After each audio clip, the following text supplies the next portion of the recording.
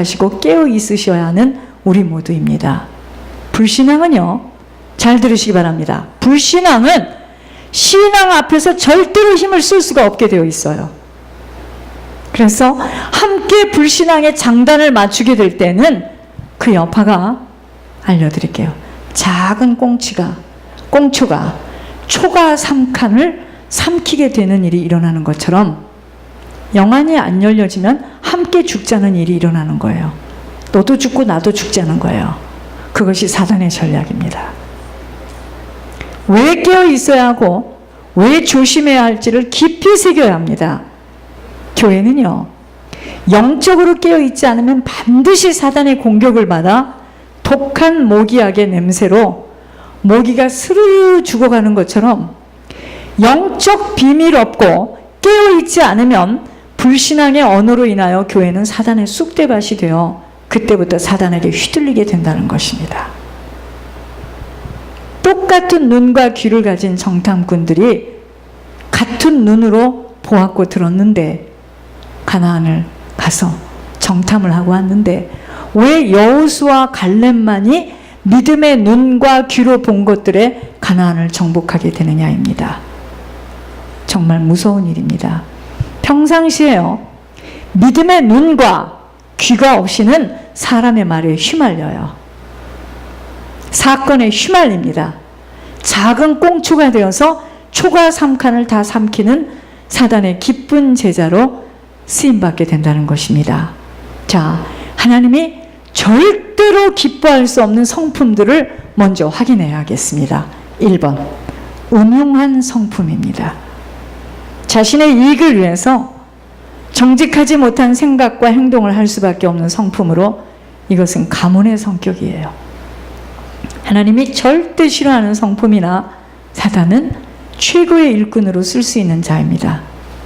손해 나는 일에 연루되거나 절대로 앞에 서서 색깔을 분명히 하고 싶어 하지 않는 세상 지혜가 풍부하여 누구에게도 적이 되지 않는 것처럼 보이나, 사단이가 가장 급할 때 쓸 수 있는 성품이므로 사람에게도 확인이 될 때는 신뢰받을 수 없는 성품입니다.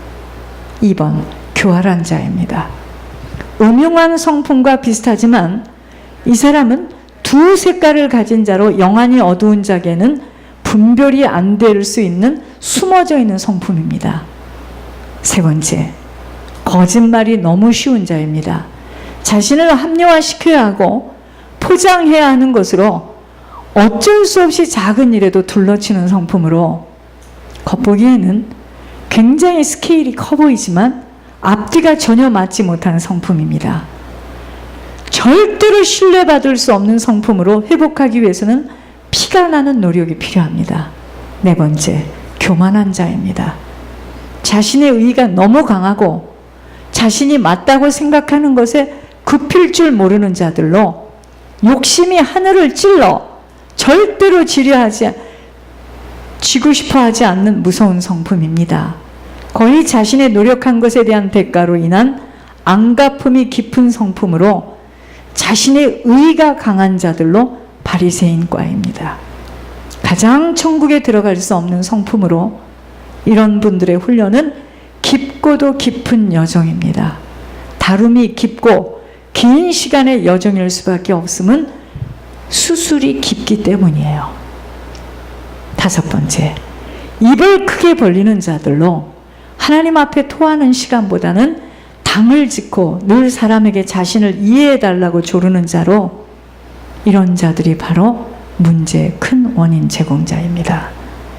내가 어떤 종류의 사람인 줄을 깊게 보시고 정말 우리 모두는 갱신되어지지 않고서는 하나님의 눈동자가 내게 고정될 수 없는 자로, 내가 바뀌지 않으면 나는 굉장히 불행한 자가 됩니다. 그럼 하나님이 기뻐하시는 인정받을 수 있는 성품은 무엇일까요? 1번, 외롭고 고독하여도 사람 의지하지 않고 사람에게 마음을 내어주지 않는 명철한 자입니다. 즉 기도가 되어지는 아버지에게 토해낼 수 있는 자입니다. 2번, 어떤 억울함과 아픔 속에서도 함부로 자신의 감정을 상대에게 폭발해내지 않는 지혜와 모략으로 덧입혀진 자입니다.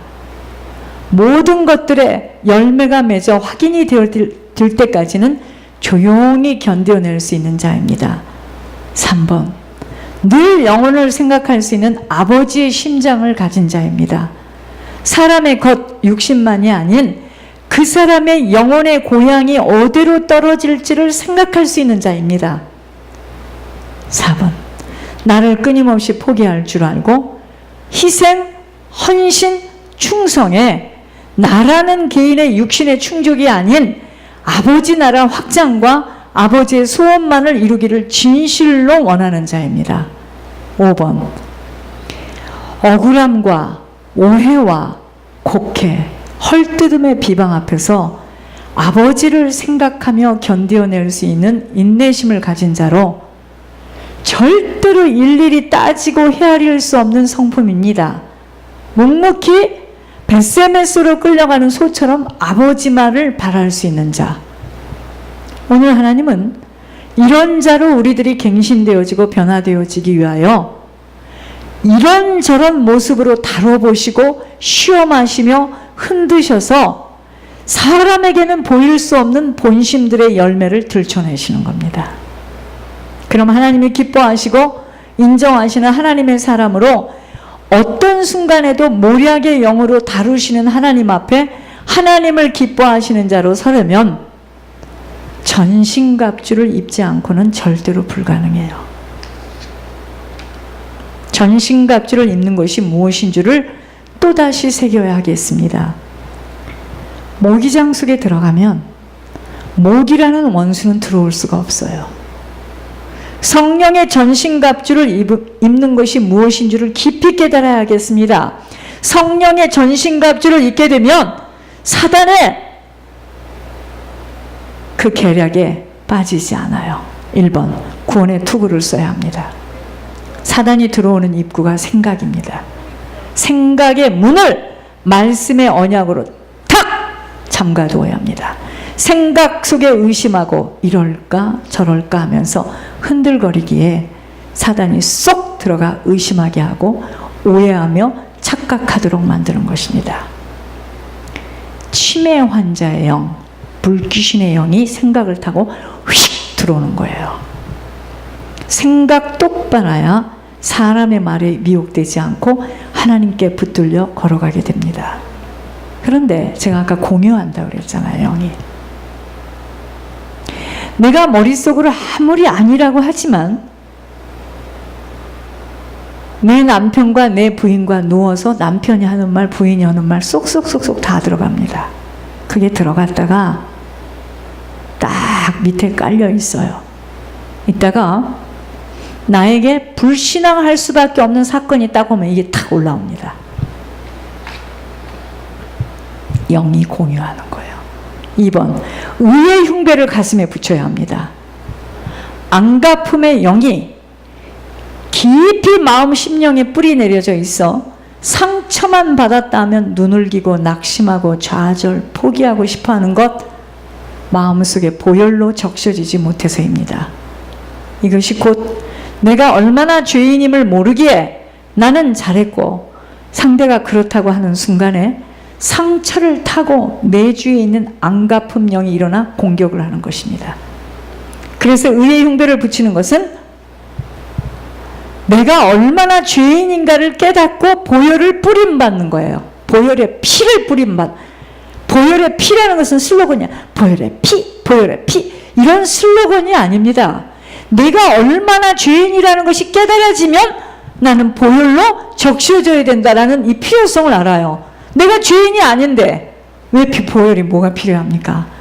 내가 죄인인지 아닌, 내가 죄인이라고 깨닫지 않으면서 보혈로 덧입혀야 된다는 게 바로 지식입니다. 그게 지식이에요. 머리로는 그렇게 알고 있어. 모자를 쓰는 것처럼.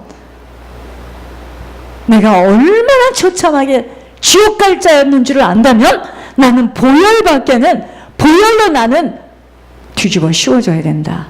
그게 의의 흉배를 붙이는 겁니다. 근데 문제는 내가 무슨 죄인이야. 내가 그 사건에 내가 무슨 죄야 이러고 나오니까 문제죠. 그러니까 의의 흉배를 붙일 수가 없죠. 믿음의 방패. 생각으로 타고 들어와서 앙가품의 영으로 상처를 통해서 온갖 불신앙이 적셔 있을 때에 잘 들으시 바랍니다. 내 안에 그런 것들이 있기에 불신앙의 소리를 접하게 됩니다. 이것이 상대적이에요. 사단은 잘 들으시기 바랍니다. 합법적으로 들어와요. 내 안에 사단이 들어올 수밖에 없는 그것이 준비가 되어야지만 나에게 그런 것이 오는 거예요. 제가 이번에도 봤습니다. 한쪽에서는 믿음의 길을 잘 가요. 그런 사람에게는 입도 뻥끗 못합니다. 안 친해서가 아니에요. 말을 해도 그런 말은 하지를 못하는 거야. 믿음의 방패가 뭐냐면요, 신앙으로 꿋꿋하게 걸어가는 자들에게는 그런 대화를 와서 하지도 못함이 신앙은 불신앙을 먹어요. 신앙으로 불신앙이 먹히기에 가까이 오려 하지 않음이 불신앙끼리 맞아떨어지기 때문에 불신앙의 고백은 불신앙자들끼리 통하는 것입니다. 자, 믿음의 방패가 무엇인지 알려드릴게요. 어떠한 순간에도 믿음으로 반응할 수 있어야 함과 믿음으로 불신앙을 초토화시킬 수 있음이 바로 믿음의 방패를 탁 갖게 되는 것입니다. 무슨 막 믿음의 방패 이런 거 많이 가르쳤습니다. 어떻게 해요? 그게 지식입니다. 아무리 내가 믿음의 방패 그걸 외우고 있어도 실제로 문제와 사건 속에서는 어떻게 믿음의 방패를 갖는 줄을 몰랐던 거예요, 저희들이. 이번에도 신앙으로 굳건한 자와 함께 있기만 했으면 그 영은 살아 일어날 수가 있었겠지만 너무도 연약하고 본인 속에 불신앙이 많이 자리 잡혀 있기에 사단이 얕보고 깔보고 했던 것으로 영적인 것은 마치 전염병과 같습니다. 전염병이 돌아서 힘들어할 때 주사를 맞는 자는 병에 걸리지 않아요. 지속하여 하나님 앞에 예물이 깊이 올려진 자들은 본인들이 하나님으로부터 열림을 받은 만큼 의심할 수 없고 상대를 통해서 자신들이 정신을 더 차려야 한다고 확인되어져서 오히려 그런 자가 와서 말을 할 수도 없도록 만들게 되는 것이 바로 주사를 맞는 거예요. 이 주사는요, 전염병이 돌 때를 대비해서 맞는 것처럼 앞으로도 사단이 어떤 방법과 색깔을 가지고 어떤 통로로 들어올지 평상시에 예배 성공과 끊임없이 예물로 영적 세계가 열려져야 하는 것입니다. 평상시에는 구분이 안 되어져요. 역시 전염병이 돌았을 때는 건강한 자와 병에 걸릴 수밖에 없는 연약한 자는 구분이 나게 되어 있는 것입니다. 양계장에서 병아리를 키울 때 건강한 자는 전염병을 이기고 일어나 사는 것처럼 우리들의 영적 상태도 똑같다는 것입니다. 그런 불신앙을 구분할 수도 없고 휘말려 듣고 마음이 흔들릴 정도라면 혼자서는 일어설 능력이 없어요. 강건하게 달려가는 자들과 가까이 대화도 하고 무엇보다도 누구와 함께하며 가까이 하는가가 굉장히 중요합니다. 공유하는 영이 반드시 있기에 사단이 들락날락하면서 역사함으로 사람에게는요, 한 말이 아니에요. 두 말이 아닙니다. 1000말을 하게 돼요. 말을 바꾸는데 근데 그 사람이 나빠서가 아닙니다. 잊어서는 아니 됩니다. 그래서 사람 의지하면 절대 안 됩니다. 사람은 선하고 나쁜 사람, 좋은 사람이 없어요. 그 사람을 지금 잡고 누가 쓰느냐에 따라서 하루에도 몇 번씩 바뀝니다. 지금 내게 물질이 없고 환경이 나빠서가 아니에요. 믿음을 다 빼앗긴 거예요. 도둑 맞아서 온통 불신앙으로 모든 환경과 내 자신이 보여지기에 사단이가 좌정하고 떠나지 못하는 것입니다. 아버지께 믿음을 선물로 받기 위한 행함의 실천함이 필요한 것입니다. 믿음의 고백이에요. 내게 와서 무슨 말을 할 때 상대방이 오히려 내 말에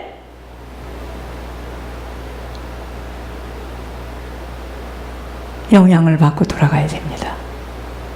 믿음의 언어, 믿음의 헌신, 믿음의 충성이 필요한 것입니다. 왜 시간을 들여서 예배에 나옵니까? 아버지를 믿는 믿음 때문이에요. 나의 몸을 들여서 아버지께 나오는 것입니다. 이것이 바로 믿음의 방패를 갖추는 한 부분이에요. 네 번째, 손에 말씀의 검, 곧 성령의 검을 가져야 합니다. 지금 하나님이 내게 하신 말씀이 하나님으로 믿어지지 않게 초조하고 비교하고 낙심하며 시기, 질투, 욕심을 부리는 것입니다.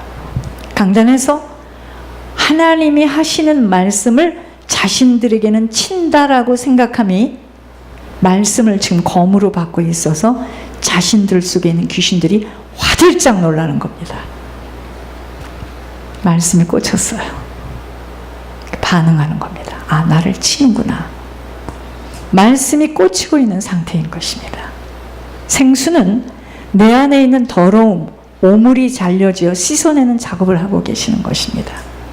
그런데 육신으로 보면 이런 것들을 못 견뎌 하는 것은 자신들 속에 지금 깊은 수술을 받고 있는 중인 것을 모르기 때문이에요. 본인들 각자에게 매주 또는 두 주마다 하나님이 하시는 말씀이 진실로 하나님임을 들려지지 못하기에 흘려 떠내버리고, 이것이 얼마나 축복이며 이 말씀대로 이루어짐에 우리는 선왕당, 무당 같은 생각을 갖고 있어요. 뿌리기는 저쪽에서 뿌렸어요. 그죠? 내가 저쪽에서 지금 임신을 하고 왔단 말이죠. 그죠?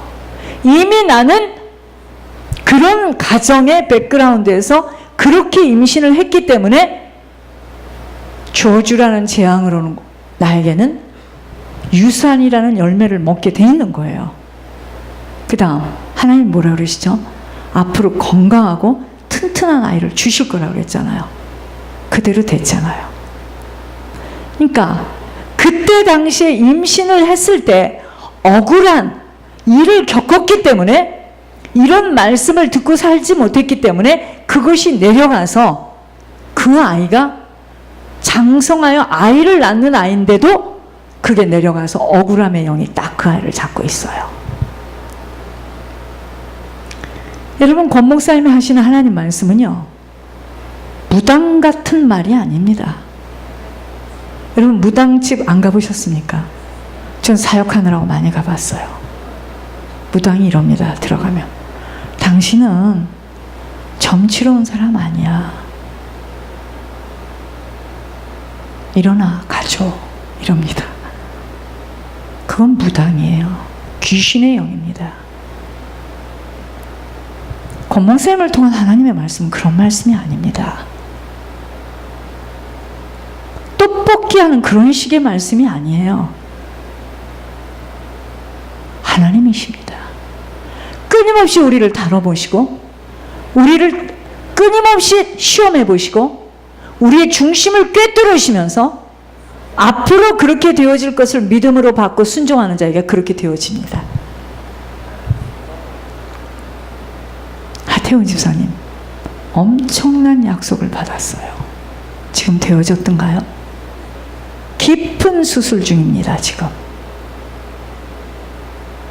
수술을 받고 혹을 떼어내고 자꾸 혹을 떼어내다 보니까 응답이 무엇이 응답인 줄 알게 됐어요. 저희들이 지금 수술을 못 받았어요. 그래서 그래요. 저희들이 수술 받아야 됩니다. 깊게 수술 받아요. 흘러 떠내버리고, 이것이 얼마나 축복이며 이 말씀대로 이루어짐에 모략의 영으로 역사하심을 모르기에 의심하고 흔들리고 좌충우돌을 하는 것입니다. 5번, 진리의 허리띠. 허리띠가 풀렸습니다. 처음 생각을 잊어버렸어요. 처음 마음을 빼앗겼습니다. 환경과 사람에 휘둘리는 것, 허리띠가 풀렸습니다. 이 길이 지금 어떤 길인데 사단의 전략으로 물귀신 영이 유혹하고 미혹하는 말에 의심을 하고 흔들릴 수 있겠는가입니다. 허리띠가 풀려서 조금 있으면 바지가 내려가 모든 것 다 드러나게 되는 부끄러움을 당할 수밖에 없게 되는 것입니다. 그 부끄러움을 당하게 되는 게 뭔지 아세요? 바닥을 치는 일이 와요. 깜깜한 차에 갇혀서 못 나와. 나오고 싶어도 안 나와죠. 모든 것들은 영적 이치며 원리입니다. 숨어서들 나눴던 대화를 아버지는 듣고 계셨고, 지옥의 사자들은 부지런히 날라다 주었던 기억을 다 잊어버리고, 본인은 무슨 말을 섞었는지 모르겠다고 하는 말에 얼마나 사단의 역사하심을 보게 하십니까? 정말 진리의 허리띠를 단단히 매야 합니다. 그 진리의 허리띠가 뭔지 아세요? 천국입니다. 천국. 바로 천국입니다. 이 진리의 허리띠가 천국이에요. 천국의 소망을 놓치는 순간 자꾸 세상 것에 영향을 받게 되어 있습니다. 그리고 육신의 일들로 지쳐서 힘들어하게 되는 것입니다. 사단은요, 모든 것 다 줍니다. 우리가 원하는 것 다 갖게 하고요, 천국까지 말아달라고 저토록 아우성을 치는 것입니다. 하나님은 세상 버리고 주님 따라 천국으로 가야 한다고 저리도 애가 타시어 강단을 통해서 천둥번개처럼 말씀하고 계시는 것입니다. 제가 그러는 거 아니에요. 오해하지 마시기 바랍니다. 6번째, 복음의 신발. 한 영혼 영혼들을 천국으로 올려보낼 수 있는 통로로 쓰임받는 것입니다. 우리는 옛날에 복음의 신발이 뭐죠? 칠판 메고 돌아다니면서 집 다 팽개치고 아이들 밥 주지 않고 돌아다니면서 남의 집 저녁에 가서 밥 먹는 시간에 들어가서 예배 봅니다. 그 집 남편이 당신은 가정도 없어. 그래요. 나 지옥 갈 겁니다. 이러더라고요, 그 사람이. 여러분, 말 함부로 고백하지 마세요. 그 말을 가지고 사단이 끌고 가요. 나는 복음의 신발이 그런 줄 알았습니다. 선교 전도가 복음의 신발인 줄 알았어요. 그게 아닙니다.